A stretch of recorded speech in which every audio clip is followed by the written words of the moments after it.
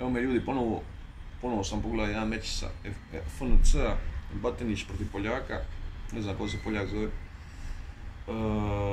Prva runda Batinić, druga runda Poljak, treća runda Poljak, ukratko. Prva runda, apsolutno nikakva akcija, neko brljanje na ogradi, par low kickova, zato pobjede Batinić tu prvu rundu. Drugu rundu Poljak baca nekakav kroše desni dok Batinić ispucava nekakav high kick lijevi, ofrlje. Pada napod, nije bio uzdrman, ali kontrola na podu, bacanje i to i sve ostalo. Možda jedan udarac dobar rukom i jako malo akcije u svakom slučaju. Rundu nosi Poljak. Znači jedan u rundama, u trećoj rundi Batinić pokušava nešto. Kreće i opet ide brljanje uz ogradu. Poljak radi dva bacanja, dvije kontrole na podu i na kraju jedan udarac pogađa. Tako da s tim krade rundu. Poljak je treba dobiti ovaj meč, opet suci nisu napravili dobar posao. To već postaje iritantno. Ne trebate, brate, navlači za naše borce. Oba dva borca su trumpeto. Batinić,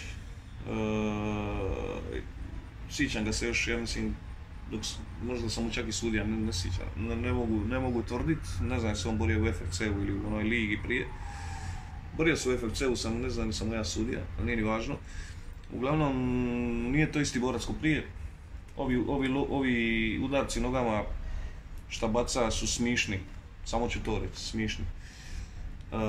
Nekako izgleda mlohav, nekako izgleda ispuvan, nekako ko da nema snage, znaš. Ne sliči uopće istog borca, ali možda se vrati, ko zna.